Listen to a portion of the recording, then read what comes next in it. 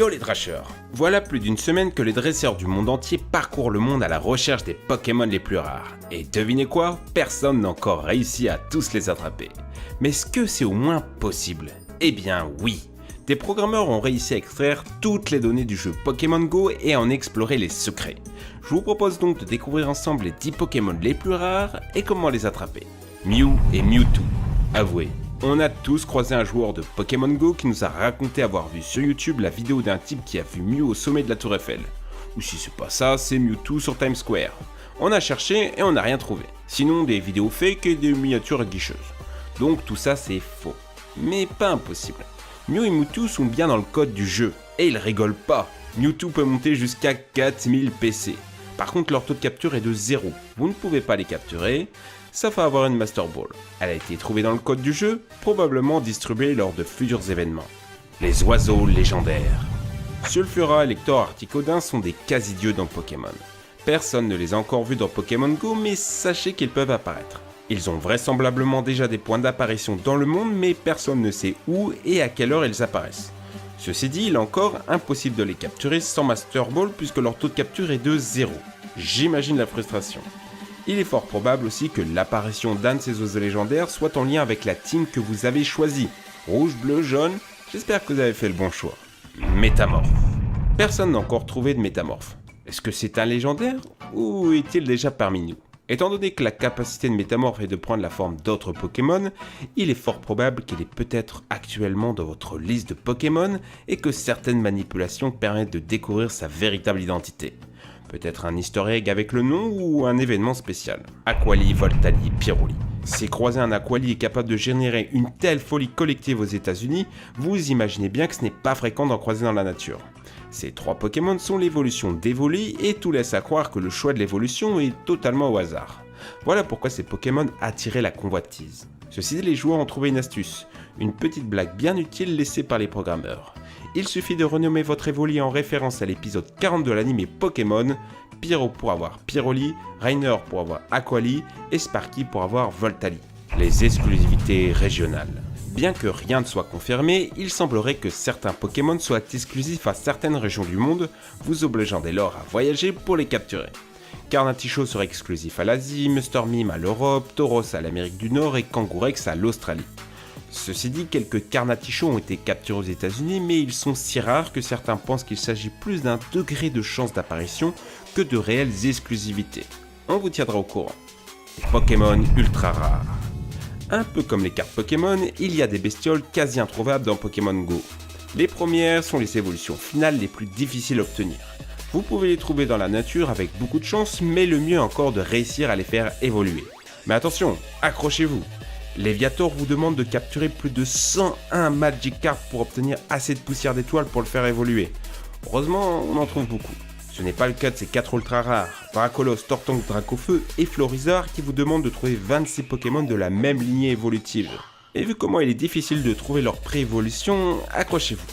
Vous avez aussi 8 autres Pokémon qui demandent 100 poussières d'étoiles, donc 26 Pokémon là encore, mais leur pré-évolution est plus fréquente dans la nature. Rolem, Alakazam, Rafflesia, Ectoplasma, Nidoking, Nidoqueen, Ampiflore, Maconieur et Tartare. Personnellement, j'ai déjà croisé un Tartare et un Golem sauvage, mais c'est très rare. Mieux vaut les faire évoluer. Là où ça se complique, c'est quand c'est pas possible. Il y a des Pokémon ultra rares qu'il faut trouver à l'état sauvage, comme le trio mythique, Loclas, Ronflex et Porygon. Alors eux, pour les trouver, pas de chance. On a vu des Loclas apparaître sur les pontons marins et Matt et moi cette marée humaine à sa recherche. Néanmoins, il semblerait que certains Pokémon n'apparaissent qu'à partir d'un certain niveau. Pour croiser des Léviators sauvages, mieux vaudra dépasser le niveau 20. Les Pokémon exclusifs à certains lieux. Il y a des Pokémon très rares qui ne le sont pas tant que ça, du moins si on sait où chercher. Ce sont les Pokémon que j'appelle situationnels. Si vous n'avez pas le bon spot dans votre ville, vous allez galérer. D'abord, Taignon et Kikli semblent plutôt apparaître près des salles de combat, centres de musculation et surtout des stades. Aux États-Unis, un stadium a dû laisser sa pelouse libre sous la pression des joueurs de Pokémon Go à la recherche de ces Pokémon de combat. Ensuite, Electek et Magnéton semblent avoir tendance à apparaître près des lieux en rapport avec l'électricité ainsi que les gratte-ciel. Le Vénard et les autres Pokémon fées ont tendance à choisir les hôpitaux et pharmacies, mais surtout certains monuments connus. Un sécateur, Scarbrut, Magmar et Excellang apparaissent dans certains parcs bien précis de vos villes, mais vous avez quand même des chances de les trouver dans des parcs plus petits, mais c'est plus rare.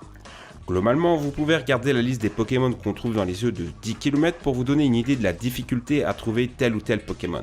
Il existe d'autres lieux spécifiques où on peut trouver des Pokémon rares avec des types en particulier.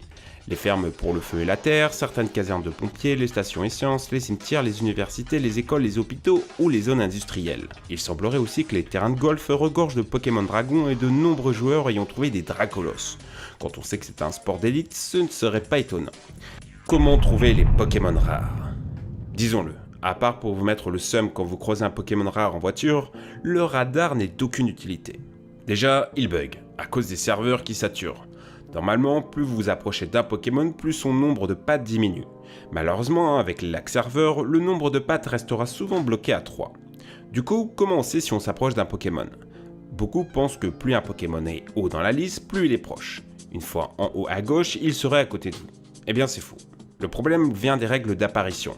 Un Pokémon rare n'apparaît pas comme un Pokémon commun type Roucoule. De ce que les joueurs ont pu observer, les Pokémon rares apparaissent dans votre radar alors qu'ils peuvent être très loin, genre plusieurs centaines de mètres. Et le problème, c'est qu'ils ne restent pas à la même place. Ils bougent, toutes les 15 à 25 minutes selon les Pokémon. C'est serré.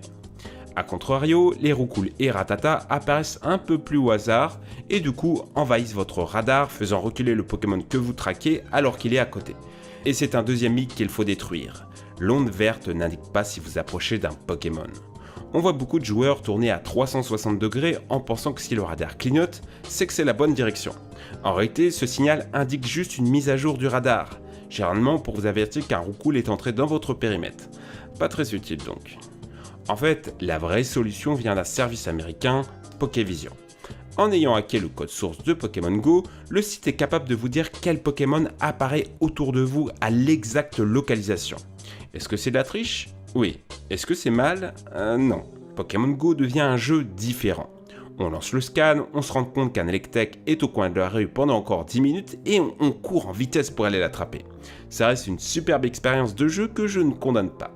Voilà, c'est la fin de cette vidéo, j'ai pris un grand plaisir à la faire puisque je passe moi-même des heures à quadriller les zones sur Google Maps. D'ailleurs, je suis assez curieux de savoir en commentaire combien de Pokémon vous avez déjà attrapé dans votre Pokédex. Et surtout, est-ce que vous en avez trouvé de cette liste? En tout cas, j'espère que les échanges qui vont arriver dans une prochaine mise à jour de Pokémon Go nous permettront de tous les attraper parce que là, c'est vraiment difficile. En tout cas les amis, n'hésitez pas à vous abonner à Pokémon Trash pour un max d'astuces sur Pokémon Go.